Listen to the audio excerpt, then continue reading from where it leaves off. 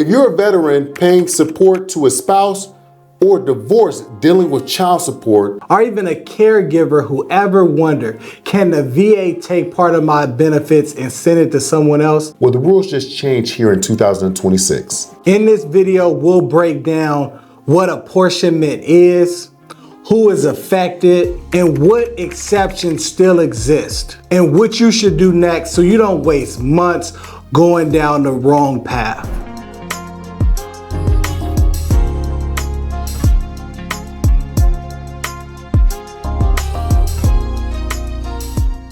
Hello and welcome to Prepare to Compete, where we talk all things VA benefits, real estate, entrepreneurship, and more. Kenneth Davis, how you feeling today, my brother? Oh, just excited about this topic here because I'm sure there is some interesting comments that we're going to have this episode. Absolutely, man. I came prepared with my list of questions to help support the veteran community today because this is a topic, frankly, I know little about. So I'm glad you're here to clear things up. Excellent. Fantastic. Well, ready to answer and also make sure that we go down the right pathway because we want to make sure that we're informing our veteran community, make sure that, not only the veterans, but also the families are supported here on this channel at Prepare to Compete because we always want to make sure that we're providing support to our viewers and also the nation. Absolutely. So getting into it, Kenneth, so who usually asks about apportionments and why does this even come up? Great question. Well, apportionment is specifically for dependents, right? Because obviously as veterans, things happen.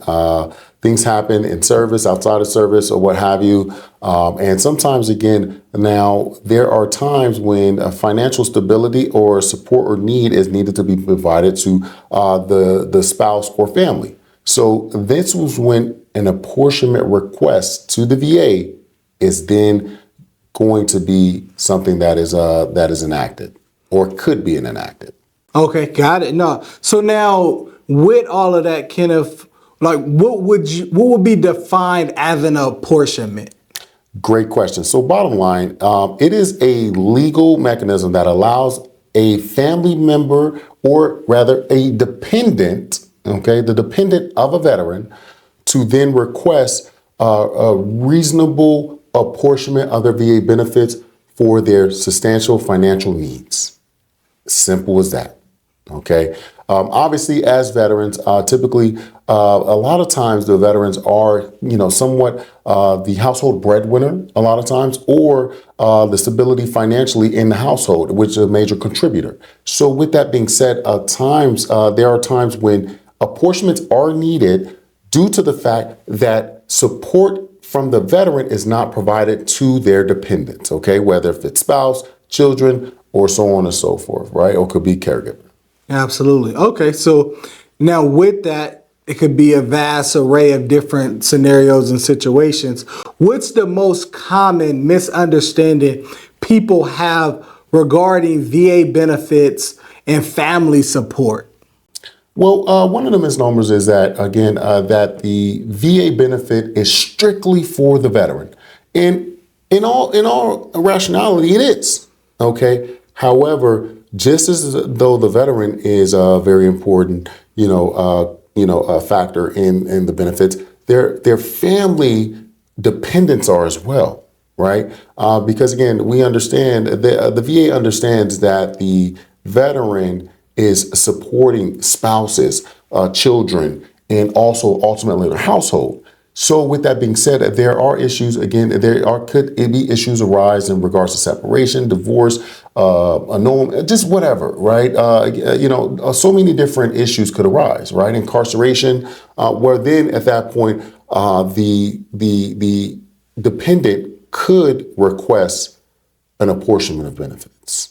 Right. And that's kind of where veterans need to understand that though the benefits are strictly for you, and if it causes you a financial hardship, 9 times out of 10, it's not going to be enacted. However, we need to understand that the VA does take consideration of the dependents as well. Absolutely. No, that's amazing stuff to really kind of unpack and understand, which we will through this video. Now, with these new changes for 2026, What could go wrong if someone assumes the VA will handle this the way they did before? Well, there's a ton that can go wrong, right? There's so much that can go wrong in when we're talking about apportionments because there's so many different things that can unpack an apportionment. Okay, before there were things such as a divorce, separation, incarceration, institutionalized health care, right? A veteran is institutionalized or inpatient for extended period of time. Felony charges. So many different things can go wrong. But now it is kind of shifted the focus for the state to be able to handle those issues. With exceptions, right? We want to make sure that we understand that as well.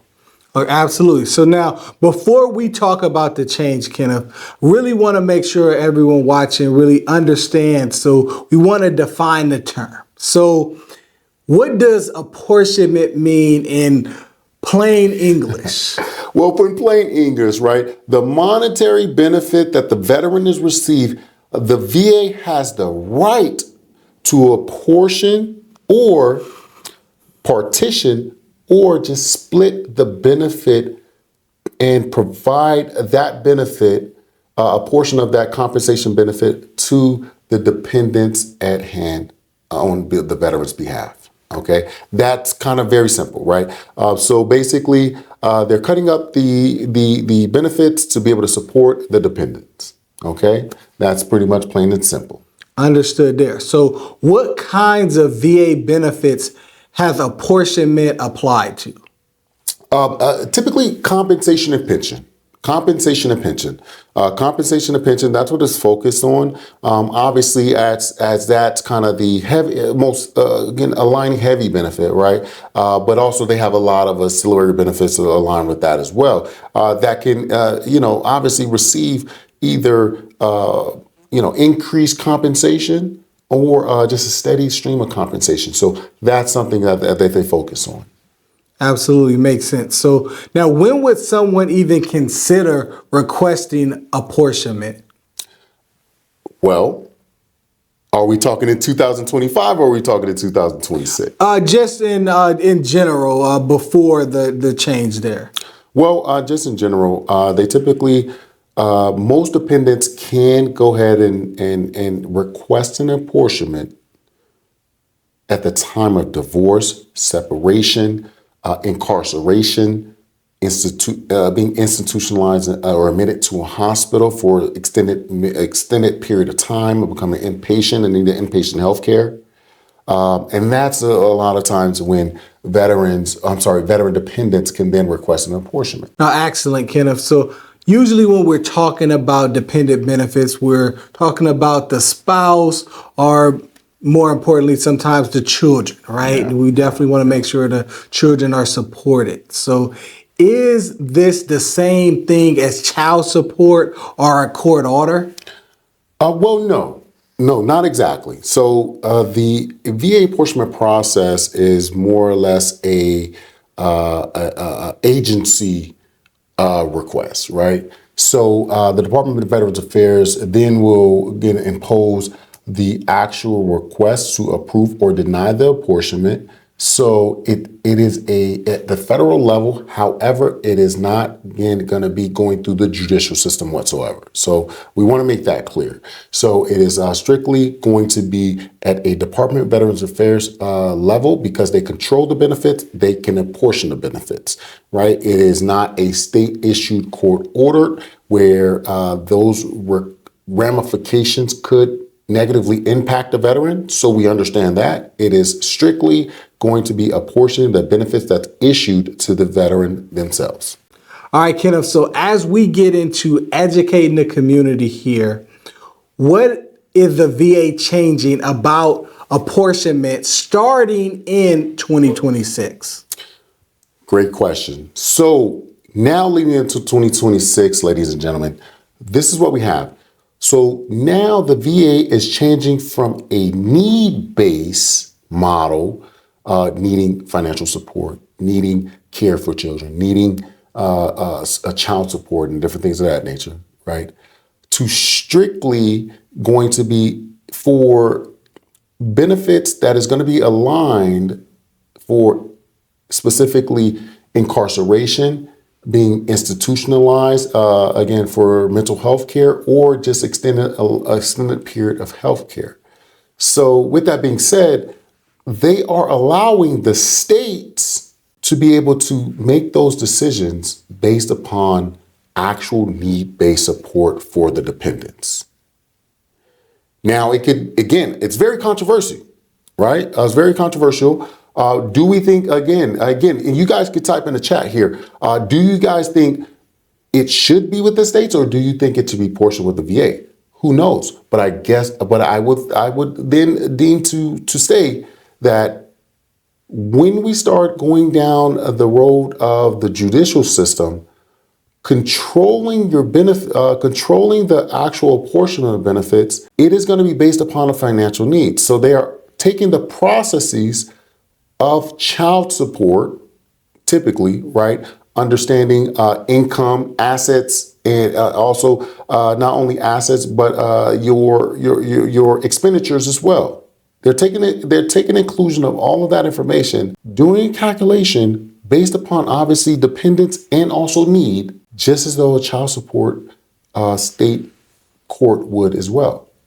So now they have shifted that focus and giving and relinquishing that control and giving it directly to the courts. So that's currently what the change is here in 2026.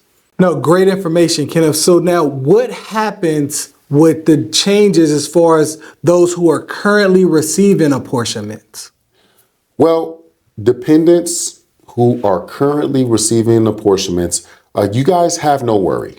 Okay, you guys have no worry. I want you to understand that you still will be receiving your apportionments, your benefits that's going to be coming out to you every month, just like you normally would. However, starting February 9th, 2026, that's when the change will be enacted, and that's when it actually goes into effect. Now, at that point, we would have to take in consideration on how we go ahead and maneuver from there. But it has not started. It has not started and will not be enacted until February 9th, 2026, that this apportionment change in 2026 will happen. Absolutely. And this seems like very much so breaking news here, Kenneth, regarding this. It affects so many people. Why is the VA making this change now? And did they give any reasons for it? Great question. I don't necessarily. Again, this is not regulation or anything. This is just my opinion. Just working in this space for over a decade. Frankly, I just think honestly, timeliness becomes an issue, right? Not only timeliness, a backlog of claims, reducing the manpower that's needed to calculate this information, because it's very, to be very frank with you, it is a very complicated equation that needs to be adjusted and reviewed, frankly, by someone who is an expert, okay? To make this decision to apportion a veteran's benefits to make an adjustment of the financial need of the dependent. When we talk about that, what is going to be required as a financial need, or could be determined as a financial need? Who makes that decision? Shouldn't a judge make that decision, or should the VA make that decision? So that's where it becomes a little tricky. And I think it just gets really complicated, convoluted, and very frankly, just exhausting for the VA, when they can actually worry about actually getting veterans their benefits, right? Rather than taking them. So, obviously it could be taken on for a good duty or deed, which again, we're not opposed either way. However, we're just strictly saying that it is a very complicated equation that needs to be adjusted, and they need to be able to really just relinquish some of the control that they have on it. Absolutely. Because when you think about it, Kenneth, right, if you have VA personnel working cases regarding apportionment. They may not be working cases for traditional claims. And there's always some type of backlog with them processing those claims, as we have videos talking about the backlog. And if you want more information about that, definitely check out those videos there. So when you think about it, it's like if the VA is stepping back from these new cases, who is actually affected, right? And we definitely want to talk more about that. So it makes you wonder, definitely. So if the VA stepping back from most new cases, who's actually affected? Both parties, in my eyes, right? Because there's going to be it's mandatory protection that needs to be had on both the veteran themselves and the actual spouse, right? And once you're actually legally married, you're one. So it means that, and that's very important that we have to kind of consider that, right? So the mandatory protection must go under both. Again, but don't we think it's a little biased when we're talking about the Department of Veterans Affairs actually looking over the actual family and children of the veteran? I think there's a little bias that could actually kind of come in between that. So I actually think for the sake of equity, it should go to the courts. But again, it could go either way. And there's arguments, again, that you guys could really type in the chat to, really engage, because I think this is a very interesting topic and a qualifying topic to in search of viewers. We want to hear your opinions as well. Absolutely. Because when you talk about the VA benefit, you're talking about monthly compensation, what does that really mean, right? That means that a veteran sacrificed their body and mind for the country. And because of those sacrifices and unfortunate injuries, they're getting compensated for that. And then now, due to more social reasons of their life, they have to apportion their benefits, and there's conflicting morals with that. And again, there are so many stories, and we want to hear your guys' stories that because I know there's situations out there that veterans, we would love to hear about this issue, right? Because there's instances that a veteran could be incarcerated. Right, a veteran could be incarcerated on a felony charge. It could be jailed for more than 6 months, right? And they're gonna lower your benefits to 10%, right? I just want to let everybody know they're gonna lower your benefits to receive a 10% monthly payment. Now, an apportionment request comes in. Once an apportionment request comes in, they need to do the due diligence by due process to go ahead and go through the process to, again, attempt to contact the veteran and also contact the dependent to actually go through the apportionment process. Now, let's say the apportionment is then granted.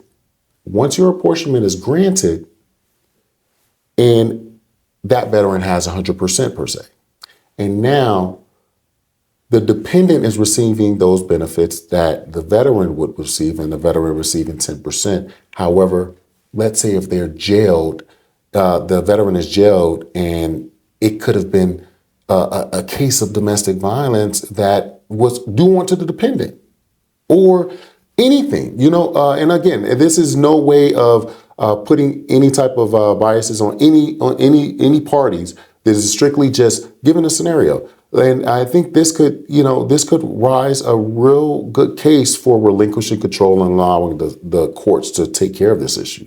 No, definitely right. Because there's so many circumstantial things that come in.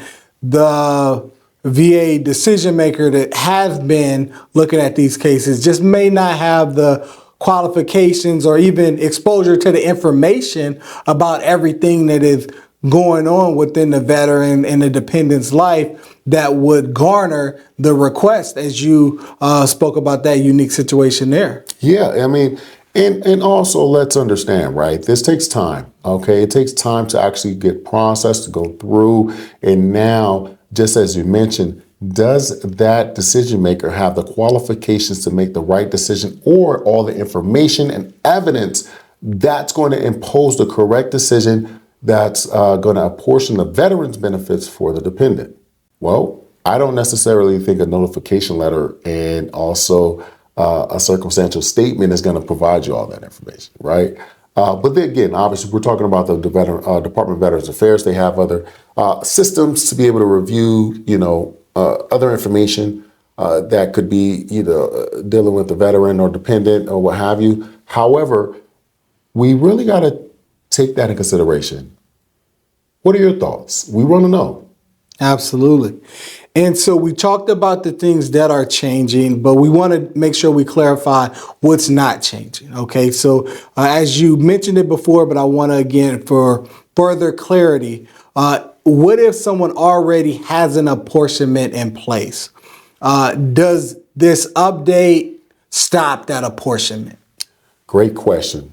Well, if you already have an apportionment in place, okay, dependents, typically because that's what it will be.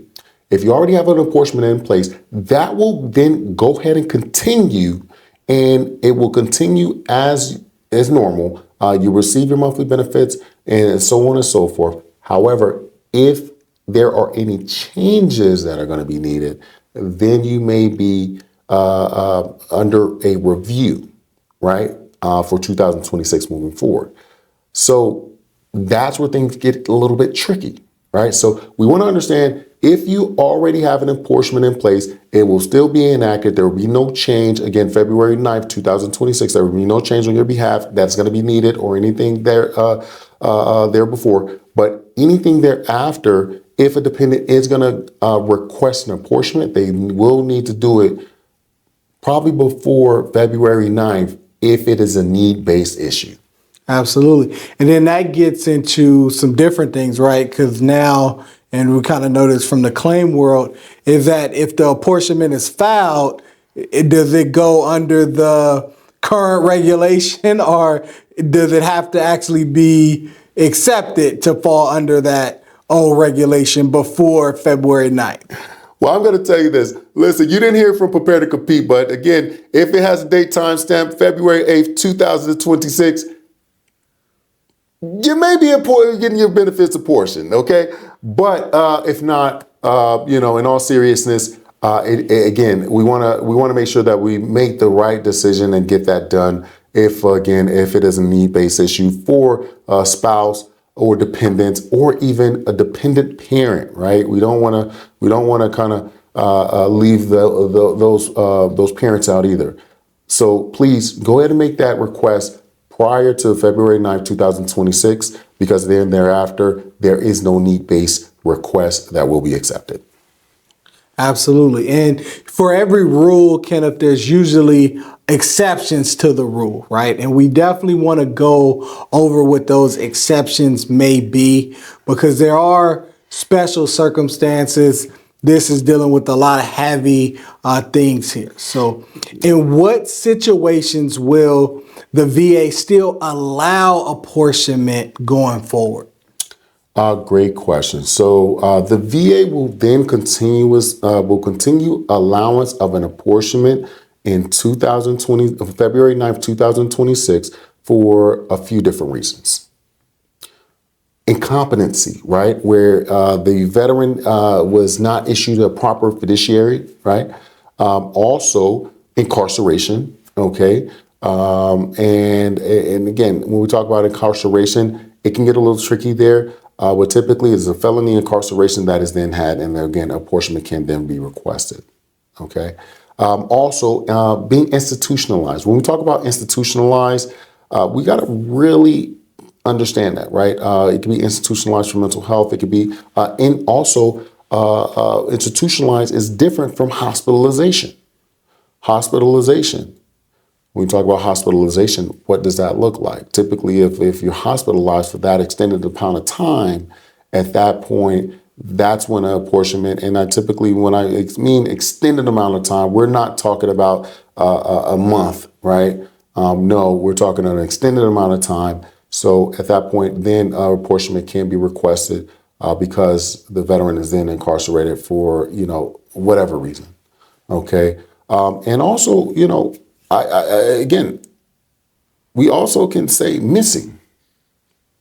A veteran can be missing in action, AWOL, right? A veteran can be missing in action in life. But Now they're AWOL from their financial responsibilities and duties as a dependent. As a leader, and now they are missing and not taking care of the dependents for whatever reason. Absolutely. And we're giving the facts and educating you regarding this. And the next step in that is really knowing what to do next. Right. And there's so many situations. You've kind of outlined certain situations where there's situations where a dependent or an ex could be seeking support, right? That's one situation there. So other situations, it will be when the veterans are worried about their benefits actually being taken from them, right? So that is some different things there. And then other situations that we want to talk about here is that if someone believes they fit an exception, right? So we want to cover some different scenarios for you here before we close out, because again, we really want to make sure that you're strongly educated on this. So now, in that situation A, Kenneth, if you were planning a new need-based request, what's a better path now? Well, a better pathway would go, again, typically to your state family courts to then go ahead and request a support from that veteran under the possible child support metric, right? Just due to the fact, going to the VA, Department of Veterans Affairs, to be able to apportion the veterans' benefits, that's no longer in existence. So again, we want to make sure that we make that request under the proper liens through the family court system. And I think that's going to be your better option than, again, if they're after February 9th, 2026 to go through the family courts. But anytime before that, you then can make the request to the Department of Veterans Affairs. Absolutely. And now for our veterans worried about their benefits being taken, what should veterans do if they're in a situation of separation or a custody dispute and want to avoid any surprises here? Well, there's not going to be any surprises, right? I want to be very, very clear about that. If you receive a notification letter about apportioning your benefits from a marital situation, or again, a spouse who is, going after financial need and care for for them or their child, or you guys' child, right? Or the parent, right? In limited situations, typically. But with that said, you're not going to be surprised, okay? The only thing that you should do is kind of follow the process, right? They're going to send you notification letters. They're going to send you requests for information. They're going to need you to kind of fill out the information that is going to be required to make a determination, okay? So if you receive that request, I would definitely fill that out, because if not, the latter is going to happen, right? They're going to go ahead and go after your benefits, okay? So I want to make sure that we understand that. So if you have any preparation, the only preparation that I would say is make sure you and the spouse are on good terms, so you can probably try to hash things out. But we understand circumstantial situations don't necessarily always align that way. So the only thing that I would tell the veteran is to make sure that they're being truthful and honest with the documentation and information that they're currently filling out, because the Department of Veterans Affairs are going to find out regardless or not. So just to prepare yourself, frankly, just make sure that you have your financial stability, financial situation stable to be able to make that change. Absolutely. Because, Kenneth, I know when we think about it, we're talking about the change officially takes place on February 9th, 2026. So depending on when you're watching this video, you may still have time if you're a dependent or spouse looking to apportion benefits. And that may be what some veterans may be worried about. So traditionally, under the what we would say now old system, right, of apportionment, when is the veteran typically notified, right? Because if that dependent or spouse apply for the apportionment under the old regulation, will they know? Because right now they may still be in a situation of limbo of what's going to happen there. Well, how it works is typically once the Department of Veterans Affairs, just like any prescribed form, right? It goes through the process. It's going to go through the intake center. It's going to go directly to the division that's going to handle the apportionment, right? And when it goes to the division that handles the apportionment, at that point, it's going to go through the regular processes. Then you're going to receive your notification letter. Then you're going to receive a letter to request for information for assets, income, expenditures, and so on and so forth. So just as though you're going through a regular VA claim, that's what you're going to feel like. That's what it's going to feel like. And typically, again, the apportionments take possibly maybe a little bit longer. And reason being because it's such a complex situation. I don't want anyone to think, a veteran to think here, it's going to be wham, bam, thank you, ma'am. Okay. And that's it. No, it's not. Okay.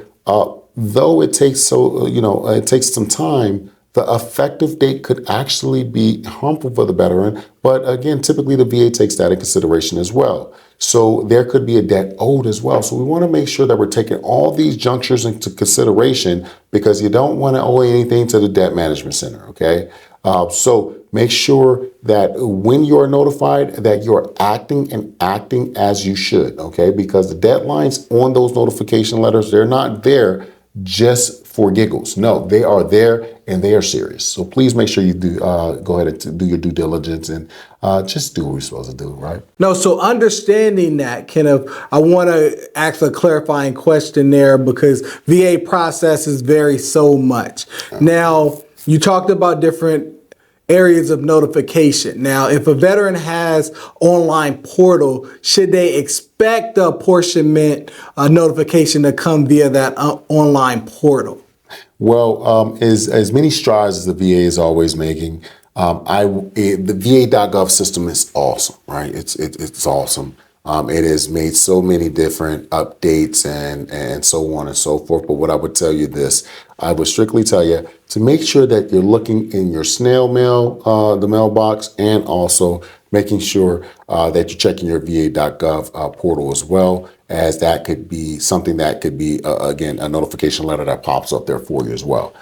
Because again, things change, right? We want to make sure that ultimately that you receive the information and notification, okay? All right, Kenneth, thanks for that information. And now when we're talking about the third scenario here regarding someone who still believes they fit the qualifications to be an exception and still receive the apportionment, is there a particular form that they fill out to be able to still request those benefits? Yes, so you would fill out the 21 TAC 0788. That's actually going to be the prescribed form to be able to request an apportionment. And if you're going through those qualifying metrics, and remember, the qualifying metrics, again, would be that the veteran would be institutionalized under mental health care, right, for extended period of time, hospitalized, not only that, incarcerated, or missing, right? That could be a real factor as well. Also for spouse, it could be potentially, again, separated, right? With no help of reconciliation. However, that veteran was then being able to financially support you, but you guys are no longer cohabitating, right? That could be a qualifying metric as well. But again, you would then fill out the 21 TAC 0788. Absolutely. Kenneth, we would like to thank you for a lot of valuable information that you provided here today. So now, for those to kind of sum up everything here, in one sentence, what should the community here take away regarding the new regulations on apportionment? Well, understand for the new regulation apportionment, the only key takeaway is please, one, veterans, make sure that responsibilities financially is always in order. We never want to put a veteran in a financial hardship due to the fact of care of dependents. As we know, Again, we're veterans and we're going to stand tried and true. Okay. But now let's make sure that we do that for our dependents as well. Absolutely. Now, for more information on VA benefits updates like this, subscribe because policy changes are always happening fast. And as always, prepare to compete. We out. Peace.